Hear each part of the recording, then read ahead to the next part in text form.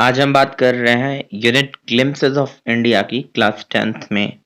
आपका ये एक चैप्टर है जिसमें तीन अलग अलग चैप्टर्स तीन डिफरेंट स्टेट्स के यूनिक फीचर को शोकेस करते हैं। जिसके पहले यूनिट में आपने ए बेकर फ्रॉम गोवा पढ़ रखा होगा, जहां पे गोवा के बेकिंग ट्रेडिशंस एंड कस्टम्स के बारे में बात की गई है। यदि आपने वो चैप्टर नहीं देखा तो इसका आई बटन आपको दिख रहा होगा ऊपर, या फिर डिस्क्रिप्शन बॉक्स में भी इसका लिंक मैं दे दूंगा। इस यूनिट में हम कुर्ग की बात करेंगे। इस चैप्टर कुर्ग को लिखा है लोकेश अब्रोलानी। इस चैप्टर के सारे इंपॉर्टेंट पॉइंट्स को मैंने सम अप करने की कोशिश की है ताकि आपका कोई भी इंपॉर्टेंट पॉइंट छूट न जाए। मेरा नाम है शिशिर और आप देख रहे हैं इंग्लिश पेज। तो चलिए विदाउट डिले शुरू करते हैं। कुर्ग या कोडागू, इस जगह को कुर्ग या कोडागू कहते हैं और है कहाँ पर ये। सबसे पहले तो ये जानिए कि ये कर्नाटक के स्मॉलेस्ट डिस्ट्रिक्ट के तौर पे जाना जाता है। This is the smallest district of Karnataka that lies between Mysore and Mangalore. ये मैसूर और मैंगलोर ये दो भी स्टेट का हिस्सा है कर्नाटका का ही, इन दोनों के बीच में है। और मैंगलोर पर्टिकुलरली एक कोस्टल टाउन है, यानी कि यहाँ पे समुद्र तट की रेखाएं मिलती हैं आपको। अब इस कुर्ग या कोडागू के बारे में और जानकारियां देते हुए राइटर बहुत सारी बातें बताते हैं।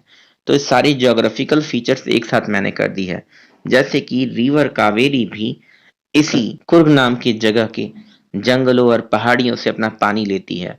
और यहाँ पर एक particular fish, fresh water fish है महासीर।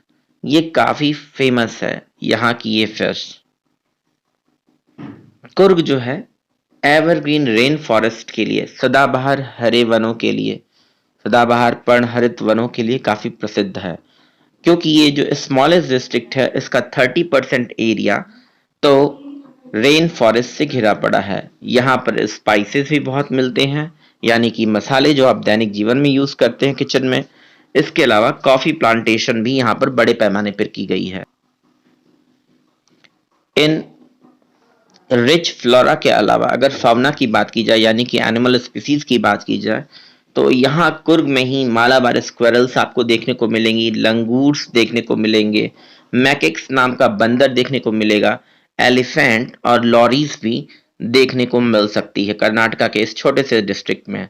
अगर बात करूं कि एडवेंचर लविंग टूरिस्ट के लिए अट्रैक्शन का प्लेस कैसे हो सकता है, तो एक्चुअली आपको यहाँ पर बड़े ही एडवेंचरस गेम्स देखने को मिलेंगे, जैसे कि river rafting, canoeing, rappelling rappelling rock climbing, mountain biking और ट्रैकिंग।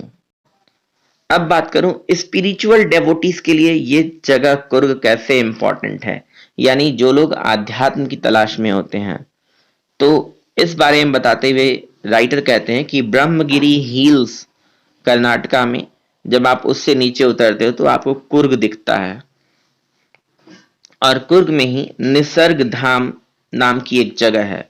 ये निसर्ग धाम जो है 64 एकड़ में फैला हुआ एक आइलैंड है, जहां पर इंडिया का लार्जेस्ट तिब्बतन सेटलमेंट मिलेगा और यहाँ पर बौद्धिस्ट मॉन्क्स भी आपको मिल जाएंगे, पर्टिकुलरली बाइलकुप्पी नाम की जगह पर। अब एक बात यहाँ बताऊं, जो लार्जेस्ट तिब्बतन सेटलमेंट है, अगर आप इसके इतिहास को जानना चाहेंगे तो आपको मालूम चलेगा कि इंडिया और चाइना के बीच एक और कंट्री थी तिब्बत। इस तिब्बत पे चाइना ने जबरन कब्जा कर लिया और इस कारण से वहां के जो स्पिरिचुअल लीडर थे, वहां के जो लोग कैबिनेट में थे, वो लोग और उनके साथ साथ तिब्बत की एक बहुत बड़ी जनसंख्या जिन्हें चाइना का कब्जा स्वीकार नहीं था, वो भारत में शरण ले लिए। जैसे हिमाचल प्रदेश में शिमला में। यानी कि आपने मुझे ये बताना है कि ये घटना कब हुई, भारत ने तिब्बत के शरणार्थियों को, वहां के दलाई लामा जी को भारत में शरण ऑफिशियली कब दी। अगर आप गूगल करके बता सकें तो बहुत अच्छा लगेगा मुझे। हाल फिलहाल आपने दो वर्ड्स पे ध्यान देना है, दो पर्टिकुलर नेम पे ध्यान देना है। पहला है निसर्ग धाम, जो कि 64 एकड़ में फैला हुआ एक आइलैंड है, और दूसरा है बाइलकुप्पी, जहां पर बौद्धिस्ट मॉन्क्स आपको मिल सकते हैं। और यहीं पर इंडिया के लार्जेस्ट तिब्बतन सेटलमेंट को देखने का मौका मिलेगा। वहां पर उन्हें मॉन्क्स दिख सकते हैं। मॉन्क्स का मतलब होता है सन्यासी। डिफरेंट कलर्स में उनके रोब्स होते हैं, जैसे रोब का मतलब कपड़ा होता है, तो अलग अलग रंगों के कपड़ों में दिखते हैं आपको सन्यासी। रेड में, ऑकर में, येलोइश कलर में उनके ड्रेसेस होते हैं। राइटर का ये कहना है कि एक्चुअली में अगर आपको इंडिया का हार्ट एंड सोल डिस्कवर करना है तो you must visit Coorg. Coorg में ही भारत का दिल और उसकी आत्मा आपको दिख सकती है। यहाँ पे स्पिरिचुअलिज्म भी है, अध्यात्म भी है, यहाँ पर एडवेंचर गेम्स भी हैं, यहाँ पे कॉफी प्लांटेशन भी है, यहाँ पे स्पाइसेस भी हैं, यहाँ पे रिच रेन फॉरेस्ट भी है। तो if you want to feel the heart and soul of India you must visit Coorg. अब बात होती है कि बेस्ट टाइम कब होता है, कुर्ग जाने का सबसे अच्छा समय कब होता है। तो राइटर का कहना है कि ऑल द टाइम यहाँ पर रिच रेन फॉरेस्ट होने की वजह से बारिश होती रहती है, तो ऐसे में विजिट करना बहुत मुश्किल होता है कुर्ग को। तो यदि आप कुर्ग को विजिट करना चाहते हैं तो you must visit from September to मार्च।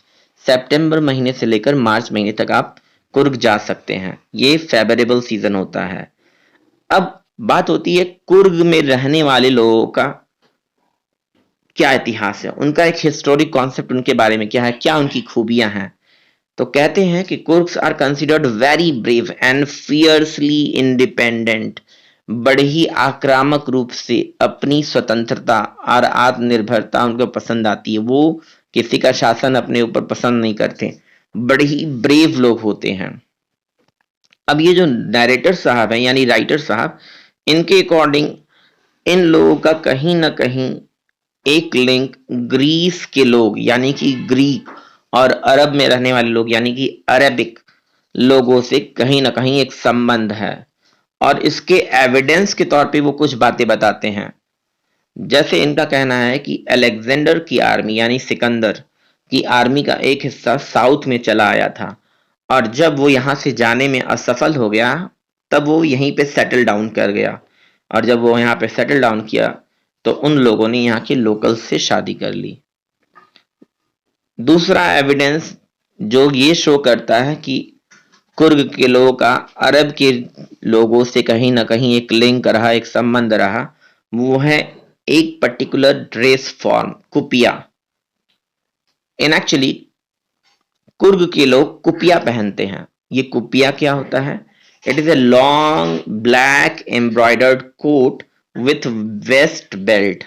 एक लंबा काला एम्ब्रॉयडरी किया हुआ यानी कि कढ़ाई किया हुआ कोट होता है जिसमें वेस्ट बेल्ट भी लगा होता है, और ये कुर्ग के लोग यानी कि कोडावूज पहनते हैं। अगर इस ड्रेस फॉर्म को देखा जाए तो ये ड्रेस फॉर्म एक और दूसरे ड्रेस फॉर्म से मैच करता है जिसे बोलते हैं कूफिया।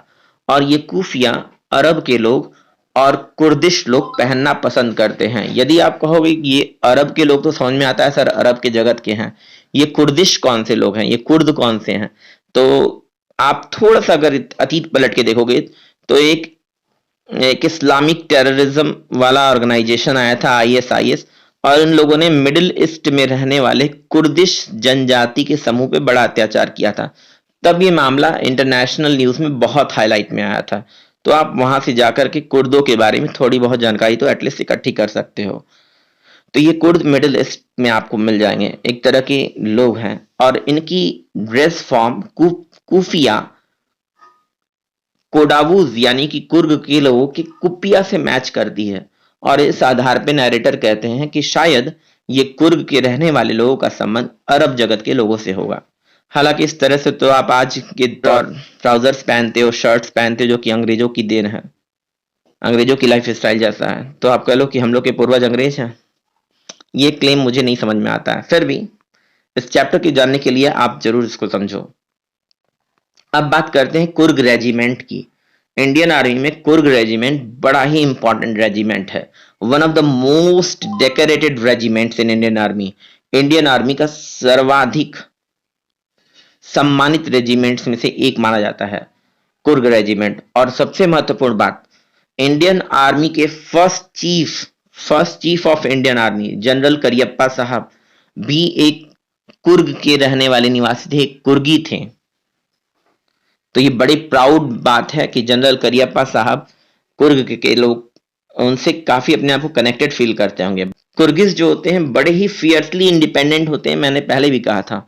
अब ये सोच लीजिए कि इनकी इंडिपेंडेंस कितनी स्ट्रांग वो फीलिंग है कि आज भी मॉडर्न इंडिया में केवल कुर्गिस लोग ही ऐसे हैं जिन्हें without licence firearm carry करने की परमिशन इंडियन गवर्नमेंट देती है। यानी कि आपने गन की लाइसेंस नहीं ली है फिर भी आप गन रख सकते हो, ये परमिशन इंडियन गवर्नमेंट ने दी है, ऐसा नैरेटर हमें बतलाते हैं, राइटर साहब हमें बतलाते हैं। तो ये सारे इंपॉर्टेंट पॉइंट थे। और एक और इंपॉर्टेंट पॉइंट कुर्ग के लोगों की है, वो है उनके ट्रेडिशन में हॉस्पिटैलिटी की फीलिंग। ये हॉस्पिटैलिटी का हॉस्पिटल से कोई संबंध नहीं है दोस्त। हॉस्पिटैलिटी का मतलब होता है आतिथ्य सत्कार, यानी आपके घर अगर गेस्ट आए तो आप बड़े वार्म तरीके से उनको वेलकम करो। तो कुर्गी लोग जो हैं हॉस्पिटैलिटी के लिए बड़े फेमस होते हैं। आप अगर उनके घर जाते हो तो आपको बहुत वार्मली वेलकम करते हैं, और साथ ही साथ वहां की महिलाएं, वहां के परिवार के बड़े बुजुर्ग आपको अपने बेटों, अपने पिता के वीरता भरी तमाम कहानियों के बारे में बतलाएंगे चाय पर।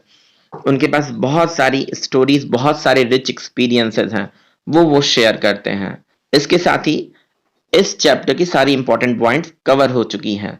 मैं उम्मीद करता हूं आप मुझे कमेंट बॉक्स में जरूर आंसर करोगे कि इंडिया ने तिब्बतन लीडर दलाई लामा को भारत में ऑफिशियली शरण कब दी थी। गूगल करके मुझे जरूर बताना, शायद आपको तिब्बत के बारे में और जानकारी चले। Thanks a lot for watching, take care and keep learning.